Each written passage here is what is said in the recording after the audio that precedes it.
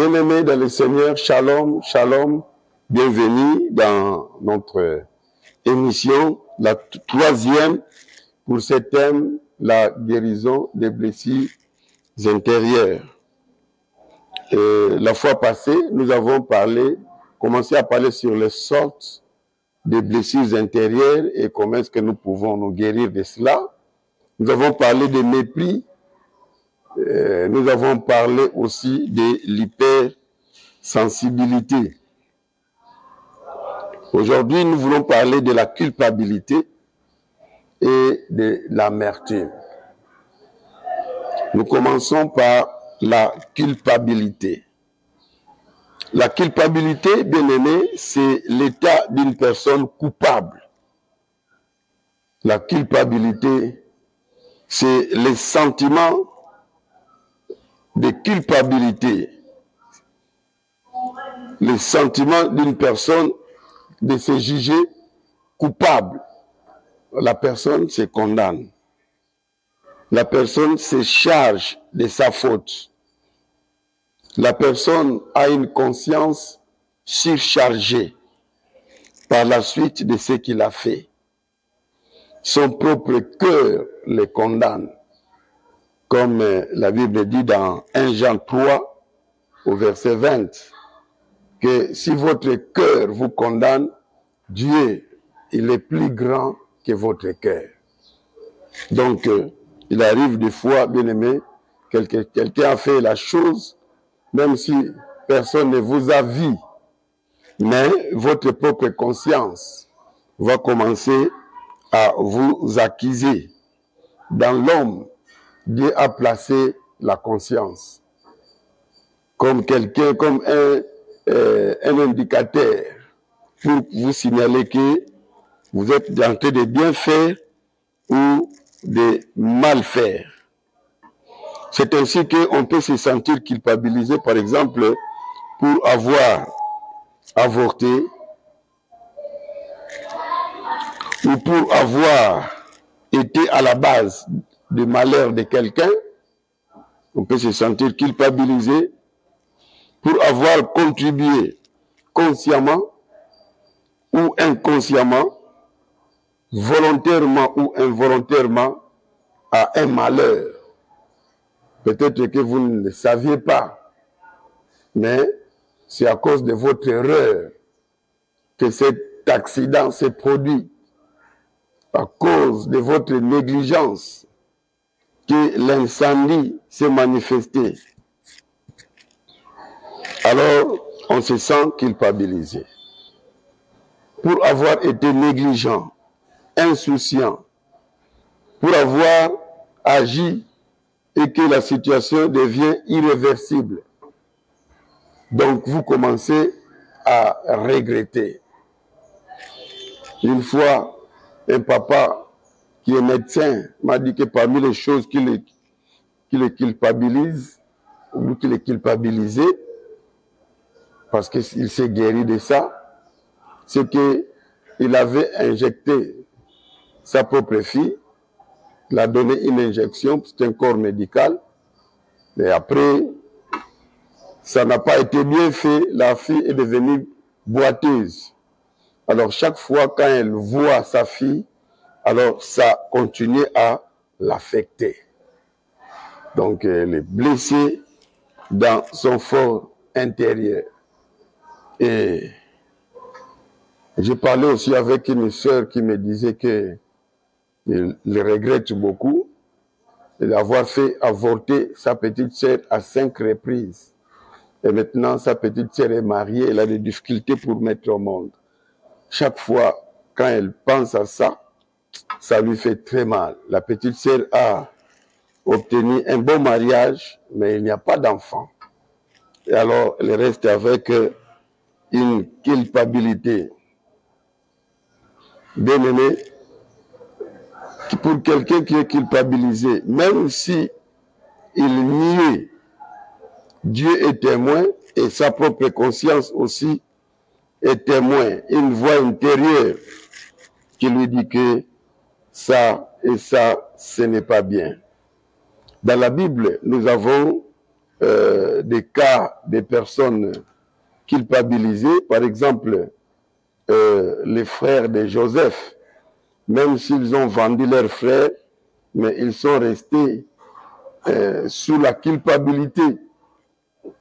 Dans Genèse 42, au verset 21, écoutez les propos des frères de Joseph.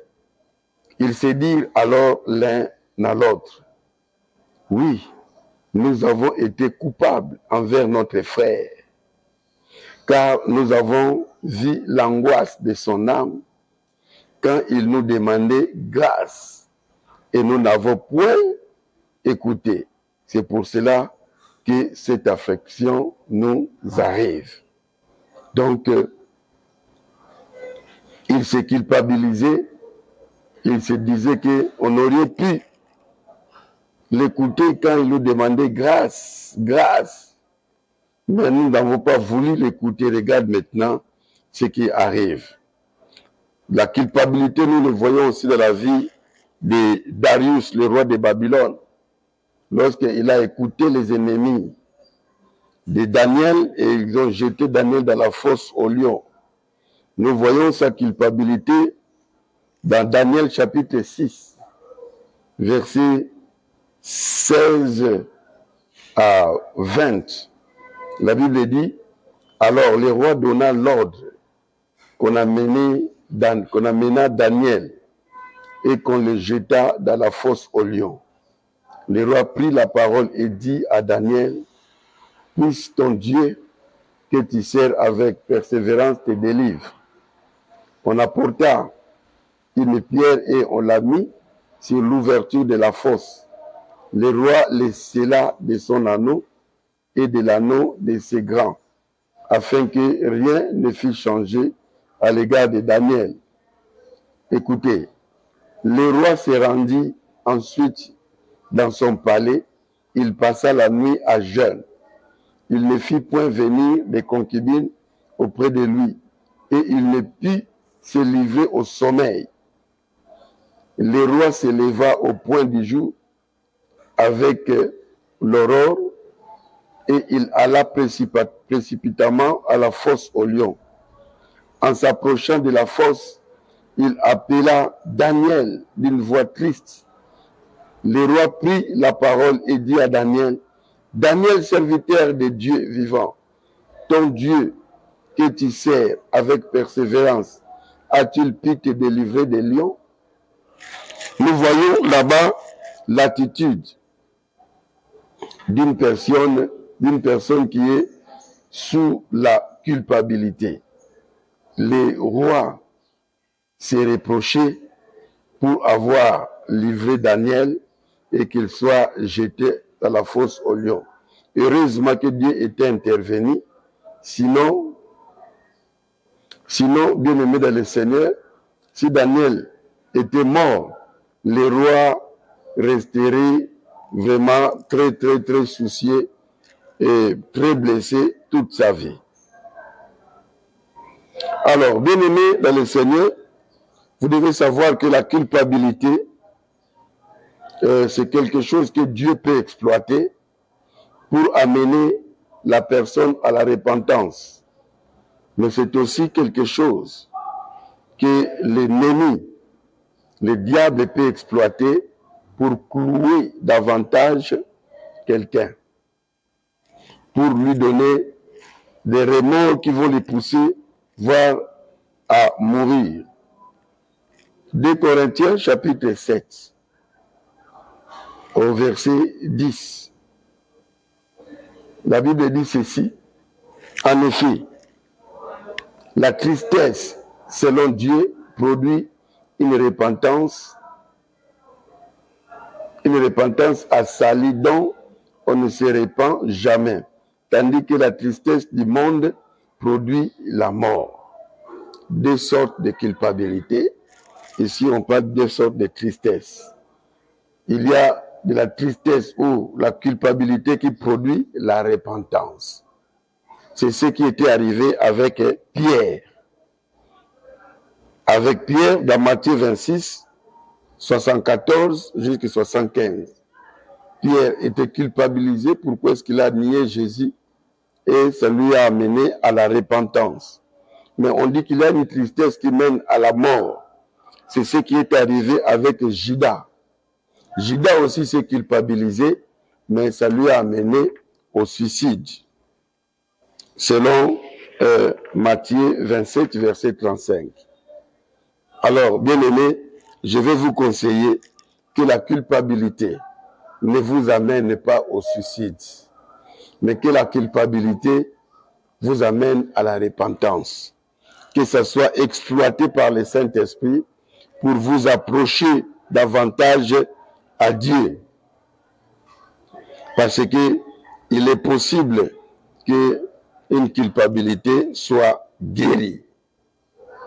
Il est possible de guérir la blessure intérieure due à la culpabilité en cherchant d'abord la paix avec Dieu et ensuite en cherchant la paix avec les hommes et troisièmement en cherchant la paix avec vous-même. La paix avec Dieu, on la cherche par Jésus-Christ. C'est par Jésus-Christ que nous avons la paix avec Dieu. Lorsqu'on reçoit Jésus, Jésus brise le mur d'inimitié entre l'homme et Dieu et vous serez acceptés par Dieu. Et cherchez la paix avec les hommes en demandant pardon, en accordant les pardons et en acceptant de vous pardonner vous-même. Cherchez la paix avec vous-même en vous pardonnant.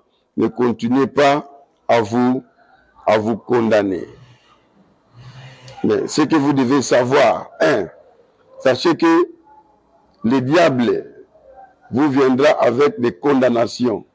Même si vous avez déjà confessé, le diable viendra toujours vous condamner. Il viendra toujours vous clouer davantage. Toi, tu veux faire ceci, mais tu n'oublies pas ce que tu avais fait. Le diable, lui, il nous pousse à pécher. Et lorsque nous péchons, c'est comme s'il nous prend dans son piège pour commencer à nous condamner. Bien-aimés, quel que soit le péché que vous avez commis, si vous avez demandé pardon à Dieu, faites-lui confiance. Le sang de Jésus-Christ est capable de vous pardonner. Quel que soit le péché que vous avez commis, faites confiance en Dieu, il vous a pardonné. Ésaïe chapitre 1, verset 18, la Bible dit, « Venez et plaidons, dit l'Éternel, si vos péchés sont comme les cramoisis, ils deviendront plus blancs comme la neige. S'ils sont rouges comme la pourpre, ils deviendront comme la laine. » Voilà. Dieu est capable de nous purifier, quel que soit le forfait que nous avons fait. Toujours Ésaïe 44, verset 22, la Bible dit, « J'efface tes transgressions comme un nuage et tes péchés comme une nuée. Reviens à moi, car je t'ai racheté. » Voilà. Nous prions un Dieu d'amour, un Dieu qui est capable d'effacer quels que soient les péchés que nous avons commis. Donc, ne continue pas à donner ton oreille au diable, faites confiance au pardon de Dieu. Deuxième des choses, décide-toi de réparer avec Dieu et avec les autres. Vous voyez dans l'histoire de l'enfant prodige, dans Luc 15, 11 à 32, cet enfant qui a préféré prendre son héritage, il est parti sans bénédiction. Il a tout dépensé. Mais quand vous regardez le schéma que cet enfant a pris, c'est vraiment un très bon schéma. Il a dit que je me lèverai, j'irai vers mon Père et je lui dirai que j'ai péché devant Dieu et devant toi. Prends-moi comme un ouvrier. Donc, cet enfant, aussitôt qu'il a fait ce projet, la Bible dit qu'il se leva et il parta. Donc, il est allé arranger, il a arrangé avec Dieu Et il est allé voir aussi son père et il a arrangé. Donc, toi qui vis dans la culpabilité, réunis tous tes efforts, affronte cela. Va voir la personne, dis-lui, pardonne-moi. Pardonne-moi. 3. Sache que le diable vous dira que avouer votre péché serait une erreur grave. C'est s'exposer. Il ne faut pas avouer, il faut toujours nier. Autant mieux continuer à nier. Or, la Bible dit dans Proverbe 28 au verset 13 que celui qui avoue ses transgressions et qui les délaisse obtient miséricorde. Donc, quand tu avoues et que tu délaisses, tu vas obtenir la miséricorde de Dieu. Donc, bien-aimés, ne suivez pas aux manœuvres du diable, de l'ennemi Satan. Avouons nos péchés et confessons nos péchés. 4. En cas de culpabilité persistance, voyez un homme de Dieu sérieux. Alors, la Bible dit dans Jacques 5, verset 16, confessez vos péchés les uns les autres. Mais j'aime beaucoup dans 2 Chroniques 20, 20, il est dit confiez-vous à l'Éternel, vous serez affermis. Confiez-vous en ces prophètes, ces serviteurs les prophètes, vous réussirez. Donc, Dieu a mis à nos dispositions les hommes de Dieu auprès de qui nous pouvons confesser ce qui nous culpabilise. Et partageons-les. Les hommes de Dieu sont formés, ils sont dotés de la capacité de garder secret de tout ce qu'on leur dit et il va vous aider. Parce qu'il y a certaines choses, quand ça vous culpabilise, alors quand vous allez voir la personne sans la sagesse, ça risquerait de tourner au vinaigre. Tu vas dire à la femme des militaires, à un militaire, je suis sorti avec votre femme, mais il peut vous fusiller. Alors, tant mieux voir un homme de Dieu, alors Dieu lui a doté de la sagesse, il verra comment est-ce que vous pouvez faire, entre-temps, vous ayez la paix, et entre-temps, vous puissiez confesser et vous débarrasser de ces péchés. Alors, sachez aussi qu'il faut que tu arrives à te pardonner toi-même. Tu ne dois pas continuer à te condamner. Tu as besoin d'un peu de ta propre volonté pour se faire guérir intérieurement. Tu as besoin, frères et sœurs, d'une certaine tolérance. Il y a des gens qui ne sont pas tolérants envers eux-mêmes. Ce sont de tels gens qui arrivent jusqu'à prendre des poisons. Parce qu'ils se disent que pourquoi est-ce que j'ai toléré ça? Pourquoi est-ce que j'ai fait ça? Alors, c'est déjà arrivé. Alors, vous ne pouvez que endosser cela. Si tu veux vraiment être guéri, alors tu dois accepter cette tolérance-là. C'est pour cela que Jésus demandait à la personne malade, dans Jean 5, 6 à 7, il lui pose la question, veux-tu vraiment être guéri? La Bible dit, Jésus l'ayant vu coucher, et sachant qu'il était malade depuis longtemps, lui dit, veux-tu être guéri? Mais nous voyons que le monde, le malade lui répondit, Seigneur, je n'ai personne pour me jeter dans la piscine quand l'eau est agitée, et pendant que j'y vais, un autre descend avec moi. Voyez un peu cet homme. Il a besoin de la guérison. Pendant qu'on veut le guérir, il commence à donner des explications. Donc, c'est le genre de personnes qui ne se pardonnent pas et qui se compliquent eux-mêmes. Donc, voilà, bien aimé, le schéma que nous pouvons utiliser pour sortir de la culpabilité. Et vous avez mal fait, vous allez demander pardon à Dieu, vous allez arranger avec vos semblables et vous allez aussi vous pardonner. Suivez régulièrement cette émission, ça vous aidera sur beaucoup par rapport à la culpabilité. Je vais parler aussi de l'amertume. L'amertume est une saveur amère. C'est un chagrin dû à un mécontentement, à une déception que quelqu'un a connue. Donc, une personne qui est déçue, une personne qui est mécontente des résultats ou d'un traitement quelconque. Une personne amertume est une personne qui a vie, est une personne que je voulais dire qui vit la déception et qui traverse des moments difficiles suite à un échec ou suite à une perte ou suite à une situation désagréable.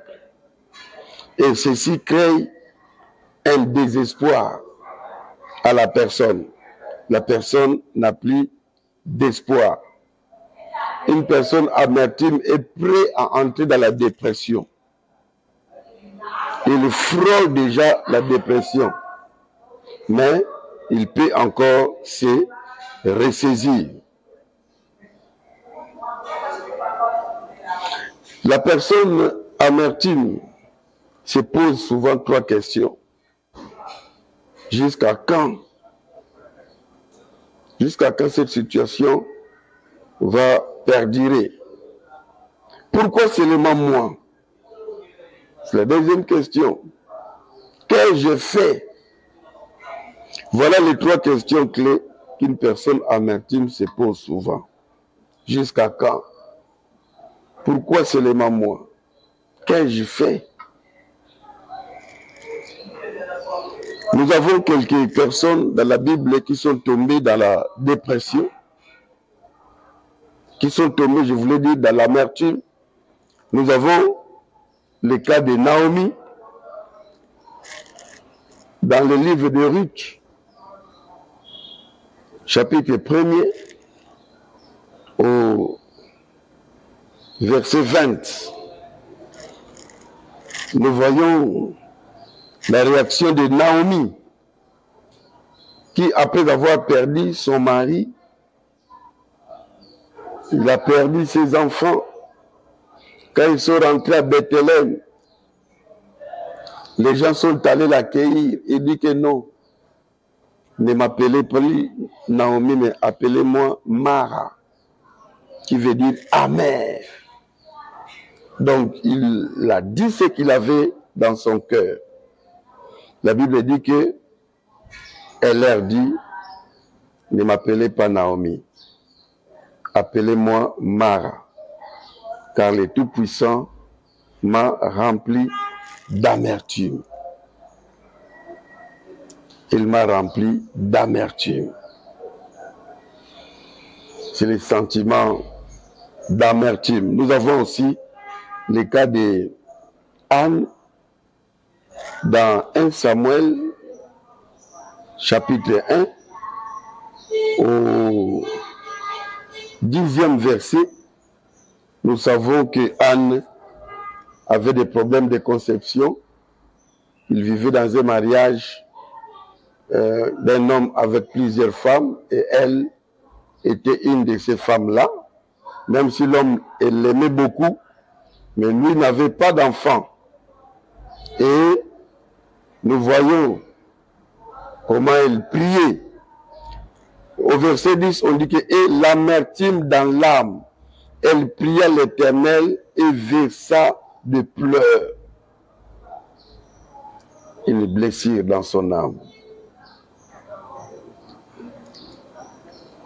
Bien-aimés, nous voyons aussi l'amertume dans la vie de Job, dans Job 27. Et vous connaissez tout ce que Job a connu, Job 27, verset 2.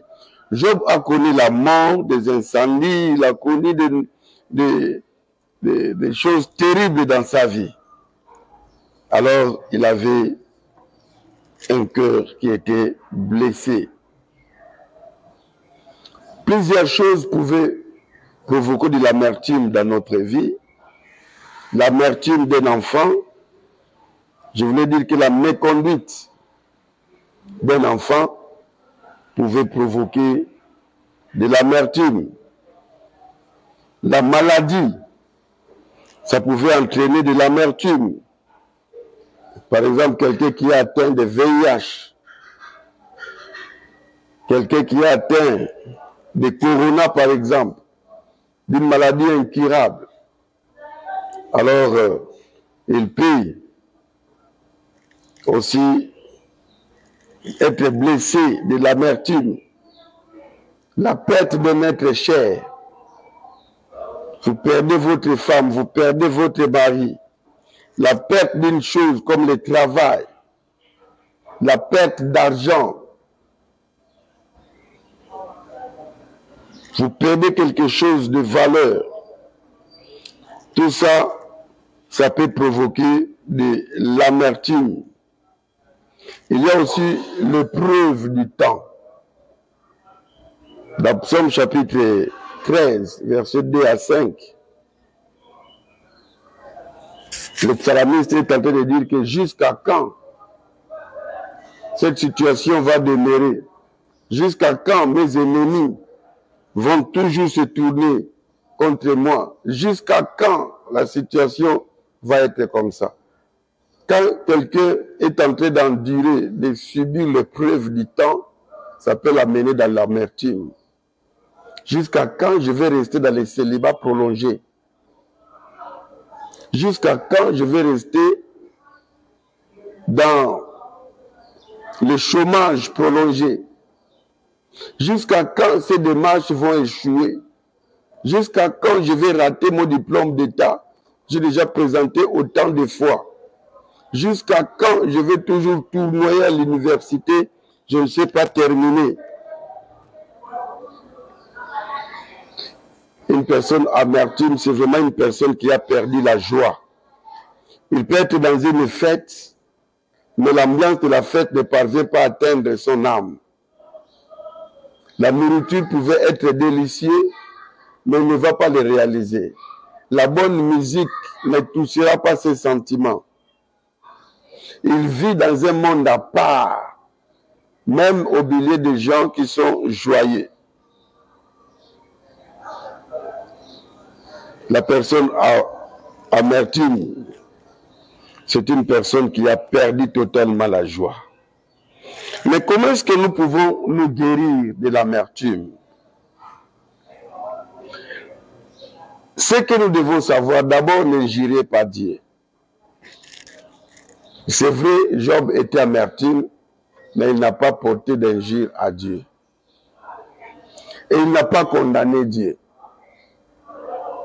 Nous sommes des chrétiens, nous devons avoir cette attitude devant des problèmes que nous pouvons connaître. Qu'est-ce qu'il faut faire encore? Il faut prier. Prier. Anne a prié. La Bible dit dans Jacques, chapitre 5 au verset 13, la Bible dit que quelqu'un est-il dans le malheur qu'il prie. Quelqu'un est-il dans la souffrance qu'il prie. Alors, une personne amertume, c'est une personne qui doit prier. Philippiens 4, verset 6. Ne vous inquiétez de rien, mais en toute chose, faites connaître vos besoins à Dieu par des prières. Une autre chose qu'il faut savoir, pour une personne amertume, pour être guérie, sachez que Dieu est au contrôle de ta situation. Tu dois savoir que si les choses te dépassent, mais ça ne dépasse pas Dieu. Dieu est au contrôle. Ne pensez pas que Dieu est dépassé. Écoutez ce qu'il dit pour Israël. Dans Ésaïe, chapitre 43, versets 1 à 3, la Bible dit: Ainsi parle maintenant l'Éternel qui t'a créé, ô Jacob, celui qui t'a formé, ô Israël. Ne crains rien, car je te rachète, je t'appelle par ton nom, tu es à moi. Si tu traverses les eaux, je serai avec toi. Les fleuves, ils ne te submergeront point. Si tu marches dans le feu, tu ne te brûleras pas, et la flamme ne t'embrasera pas. Car je suis l'Éternel, ton Dieu, le Saint d'Israël, ton Sauveur. Je donne l'Égypte pour ta rançon, l'Éthiopie et Saba à ta place. Nous voyons comment est-ce que Dieu est en train de dire aux enfants d'Israël que quel que soit des problèmes, tu dois savoir que moi je suis là et ça ne va pas te tuer. Dieu n'est pas dépassé par tes événements. Tu dois savoir que Dieu est au contrôle de la situation. Autre chose, tu dois savoir que Jésus compatit avec toi. Jésus compatit avec toi. Ce que tu es en train de subir, ce que tu es en train de connaître, Jésus est là. Et il le sait. Et tu ne souffres pas seul. Il souffre avec toi. Il compatit avec toi. Dans le livre des Hébreux, au chapitre 5, au verset 7 et 8, la parole de Dieu dit ceci, que c'est lui qui, dans les jours de sa chair, et a présenté avec des grands cris et avec larmes, des prières et des supplications à celui qui pouvait les sauver de la mort, et ayant été exaucé à cause de sa piété, a appris, bien qu'il fût fils, l'obéissance par les choses qu'il a souffert. Donc, Jésus-Christ, il a souffert, et quand toi tu souffres, tu dois savoir que tu souffres avec lui. Il est là à tes côtés. Un autre élément que tu dois savoir, toi qui traverses l'amertume, tu dois continuer à espérer. Ne tombe pas dans le désespoir pour dire que c'est trop tard. Non. L'espoir fait vivre. Continue à espérer et ton Dieu va opérer un miracle. Faites confiance en ce Dieu-là. La Bible dit dans Ecclésiaste chapitre 9, au 4e verset, que pour tous ceux qui vivent, il y a de l'espérance. Et même un chien vivant vaut mieux qu'un lion mort. Si tu vis encore, tu n'as pas à tomber dans le désespoir. Tu pouvais encore espérer. Même à 60 ans, tu peux te marier. Même à 70 ans, tu peux trouver un bon travail. Tu dois savoir que le temps de miracle n'est pas encore passé. Et tu dois savoir que notre Dieu, il est le même hier, aujourd'hui et éternellement. Ce qu'il a fait avec les autres, il peut aussi le faire en toi.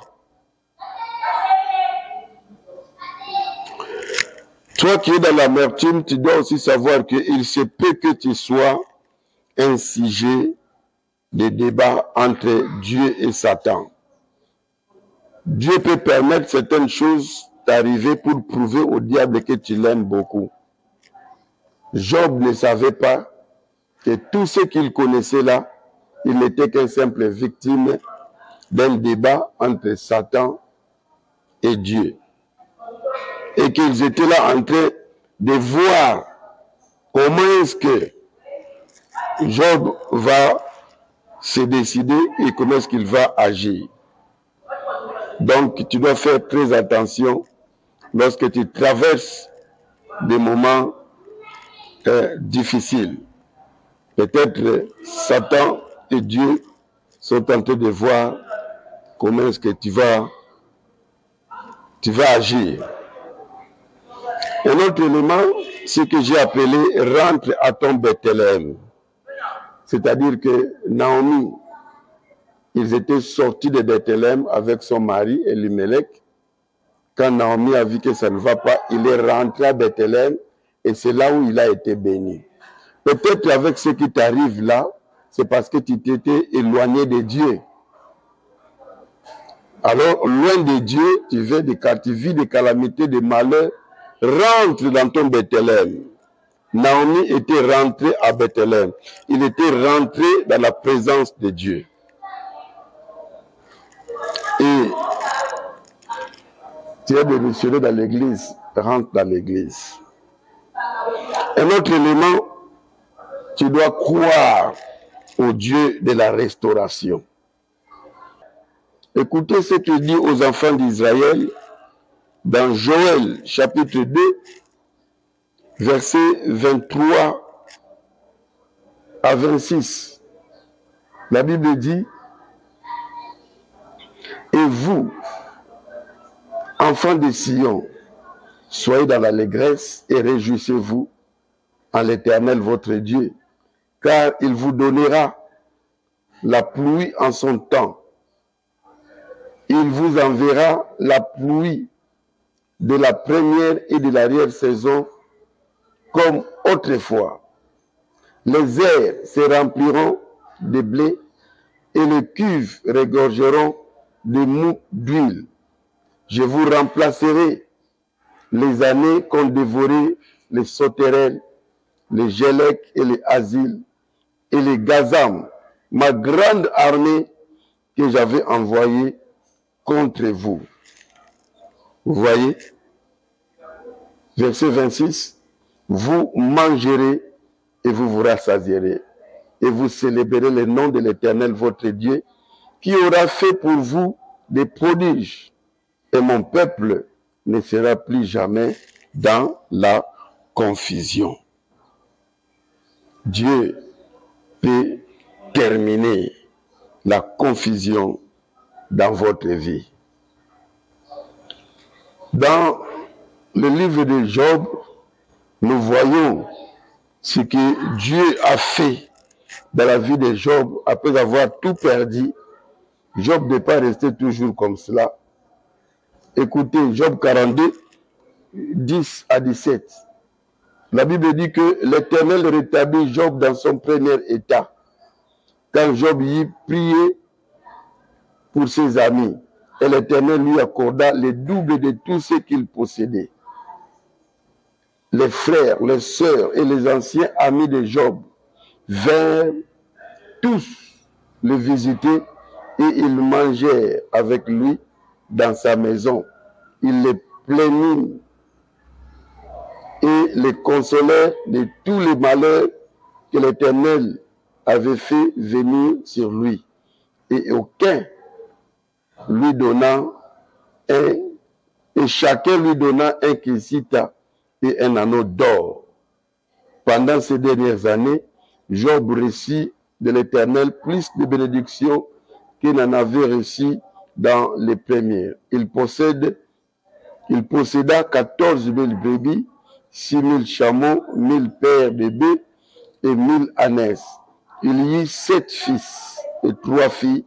Il donna à la première le nom de Jémima, à la seconde celui de Kétia et à la troisième celui de Keren Apouk. Il n'y avait pas dans tous les pays d'aussi belles femmes que les filles de Job. Leur père leur accorda une part d'héritage parmi leurs frères. Job vécut après cela 140 ans et il vit ses fils et les fils de ses fils jusqu'à la 4e génération, et Job mourut âgé et rassasié des jours. Quand vous voyez la fin de la vie de Job, vous n'avez aucune idée sur les événements qu'il a connus dans son parcours. Les biens qui sont cités là, c'est le double de ceux qui sont cités dans Job chapitre 1. Dieu a multiplié. Le nombre d'enfants qui étaient morts sont le même nombre, mais Dieu a multiplié la beauté. Il a vécu encore plus de 100 ans après. Frères et sœurs, peut-être que toi tu crois que tu as la fin avec ce que tu es en train de vivre, vous ne savez pas quelle gloire vous réserve après tout cela. Dieu est capable de finir la confusion dans ta vie. Genèse 40, je voulais dire Ésaïe 41, je vais lire les versets 10 à 13. La parole de Dieu dit ceci. Là, je suis dans Jérémie, excusez. Je disais Ésaïe, chapitre 41, verset 10. La Bible dit, ne crains rien, car je suis avec toi. Ne promène pas de regards inquiets, car je suis ton Dieu. Je te fortifie, je viens à ton secours, je te soutiens de ma droite triomphante. Voici, ils seront confondus, ils seront couverts de honte, tous ceux qui sont irrités contre toi. Ils seront réduits à rien, ils périront, ceux qui disputent contre toi. Tu les chercheras et tu ne les trouveras plus. Ceux qui te suscitaient querelle, ils seront réduits à rien, réduits à néant, ceux qui te faisaient la guerre. Car je suis l'Éternel ton Dieu, qui fortifie ta droite, qui te dit ne crains rien. Je viens à ton secours. Bien-aimé, ça sont des paroles d'assurance que Dieu te dit. Ne crains rien. Ne crains rien. Toujours dans Ésaïe, Dieu est en train de dire que il te fera oublier. Hein? Il te fera oublier la honte de ta jeunesse. Il va agir, il sera avec toi. Et tu ne seras plus dans la confusion. Ne crains rien. Ne rougis pas. Je suis dans Isaïe 54, verset 4. Ne crains pas, car tu ne seras point confondu. Ne rougis pas, car tu ne seras pas déshonoré. Mais tu oublieras la honte de ta jeunesse et tu ne te souviendras plus de l'opprobre de ton veuvage. Voilà ce que Dieu te promet, toi qui es dans l'amertume, toi qui traverses des moments difficiles. Et je vais te dire qu'en Dieu, il n'y a pas de trop tard. Dieu agit en son temps et au moment qu'il s'est décidé. Alors, laisse que tu puisses te guérir de ton amertume, que l'espérance puisse poindre dans ton cœur et que tu puisses avoir la pleine confiance en Dieu, qu'il peut faire en toi ce qu'il a fait à Naomi. Il peut faire à toi ce qu'il a fait à Lazare qui était mort et ressuscité. Il peut faire en toi ce qu'il a fait dans Job. Nous prions un Dieu de la restauration capable de vous redonner sourire. Le Dieu qui a fait terminer de l'amertume dans le cœur de Anne, c'est le même Dieu que toi tu pries. Anne n'est pas toujours restée dans l'amertume. Anne a repris sourire. Si vous lisez 1 Samuel au chapitre 2, vous verrez Anne, comment est-ce qu'il a prié. La Bible dit que Anne pria et dit, mon cœur se réjouit en l'Éternel. Ma force a été relevée par l'Éternel. Ma bouche s'est ouverte contre mes ennemis, car il me réjouit de ton secours. Vous voyez, Dieu est capable de faire dans votre vie ce qu'il a fait dans Anne. Bien-aimés, pour aujourd'hui, nous nous limitons là-bas. C'est votre serviteur, Simon Tsakalangoma, pasteur titulaire de l'église centre évangélique Les Sanctuaires de la communauté des Assemblées de Dieu. Nous sommes en République démocratique du Congo, dans la ville-province de Kinshasa, la capitale du pays.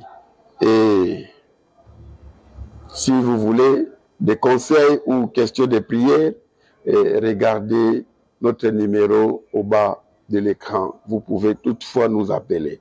Si vous avez capté, je vous remercie l'ingénieur Christian Lumande. Quant à moi, il est temps de vous quitter et n'oubliez pas, bien-aimés, l'amertume, il faut se débarrasser de ça. La culpabilité, il faut se débarrasser de ça. Prochainement, ne manquez pas, puisqu'on va parler des ressentiments, on va parler des rancunes, alors on va parler des rancœurs. Alors ne manquez pas cette émission. C'est pour cela, n'oubliez pas de vous abonner et de partager aussi à vos semblables. Que le Seigneur vous bénisse. Bye bye.